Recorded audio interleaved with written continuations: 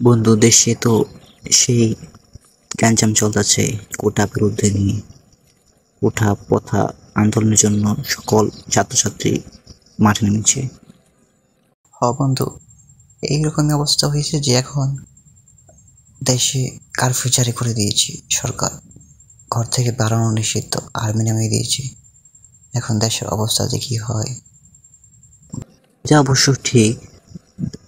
দেশে কারফিউ জারি করেছে দেশের নিরাপত্তার জন্য এবং জানমালের নিরাপত্তার জন্য, কিন্তু ইন্টারনেট বন্ধ হলো কেন? ইন্টারনেটে জ্বালাতে আর ভালো লাগে না।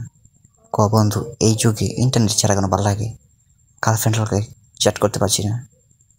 আরে বেটা, গার্লফ্রেন্ড হলো যে চ্যাট না করতে পারি, তাহলে জীবন জীবন হলো, জীবন রেখে লাভ কি? আর এর ছাড়া ইউটিউব, ফেসবুক, টুইটার, মেসেঞ্জার কিছু তো চালাতে পারছি না।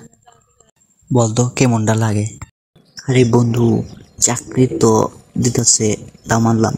পেনশন দিচ্ছে, ভাতা দিতেছে, তাও মানলাম। তাদেরকে তো ঘরও করে দেওয়া হয়েছে, পাকা ঘর। দেখতেছি তারা 1971 সালে যুদ্ধ করেছে, দেশকে স্বাধীনতা এনে দিয়েছে। তার মানে তা এই নয় যে তারা আত্মত্যাগ করেছে তার বিফলতা। তাদেরকে তো যোগ্য সম্মান দিচ্ছে দেশ ও দেশের মানুষেরা। তাহলে আবার এই কোটা কথা নিয়ে এত কাহিনী করার কি দরকার আছে?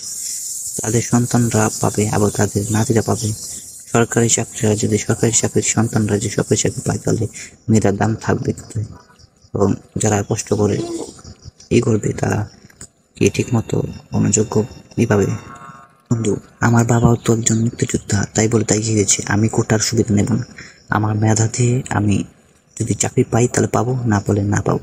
কিন্তু অন্য একজন অধিকার মেধাবী ছাত্রের অধিকার বা তাকে বঞ্চিত করে সেই জায়গায় আমি চাকরি নেব না। এটা আমার নৈতিকতার বিরুদ্ধে, আর আমার বাবা এই শিক্ষা আমাকে দেয়নি। এটা অবশ্য ঠিকই বলেছ। যদি এর কথা কোনো কিছু না করতে হয়, তাহলে এটা ভবিষ্যতে বাংলাদেশের জন্য খুবই খারাপ। কারণ প্রতি বছর যে পরিমাণে শিক্ষিতের হার বাড়ছে এবং মেধাবী ছাত্রছাত্রীদের যে তাদের মেধা যাচাই করা বা তাদের প্রয়োগ করা সঠিক পারবে না। কারণ একজন রিস্কালার ছেলে যদি আবার পড়ালেখা করা রিস্কালাই হয়, তাহলে লাভটা কি পড়ালেখা করে? এদেশে তো লেখাপড়ার কোনো দামই থাকবে না, এবং লেখাপড়া করে কী হবে? অবশ্য করে যদি সঠিক মেধায় যাচাই না করা হয়। লেখাপড়া করে তো মানুষ মেধা যাচাই বা মেধা বাড়ানোর জন্য। একজন রিস্কালার ছেলে, সে কষ্ট করে রিক্সা চালিয়ে যদি পড়া করে তারপর যদি তার ছেলে যে চাকরি না পেয়ে সে যদি রিক্সা চালায়, তার কেমন লাগবে? তাহলে তো সে আগেকার আমলের মতো হয়ে গেল, যখন মুচির ছেলে মুচি হতো, রাজার ছেলে রাজা, আর কৃষকের ছেলে কৃষক। তাহলে তো দেশ উন্নত কোনোভাবেই হবে না। আর আমাদের সরকার বলছে এটা শুধুই নাশকতা এবং সময় পাস। সময় নষ্ট করছি নাকি ঠিক কাজ করছি বোঝা যাবে যে হারে ছাত্ররা সবাই একজোট হয়েছে, সে হারে মনে হচ্ছে আমরা ন্যায্য আন্দোলনের ন্যায় পেয়ে থাকবো। বন্ধু, কিন্তু আবার সরকার বলছে, দেখছি নতুন করে আমাদের বলা হচ্ছে রাজাকার। আমরা শুধু সময় নষ্ট করছি, আমাদের নাকি কোনো এই যৌক্তিকতাই নেই এই আন্দোলনের। শুধু চিন্তা করিস না, কারণ মনে রাখিস 1952 সালে ভাষার জন্য ছাত্ররাই ঢাকা রাজপথে রক্ত দিয়েছিল, এবং সে আবার 2024 সালে কোটা আন্দোলনের জন্য পুরা সারা দেশে সকল ছাত্ররা মিলে মাঠে নেমেছে। কোনো কিছু যাই হোক, ছেলেরা মেজে না, বাঙালির ছেলেরা, এটা ইতিহাস সাক্ষী এবং সরকার ভালো বলেছেন, তাই মাথায় রেখো।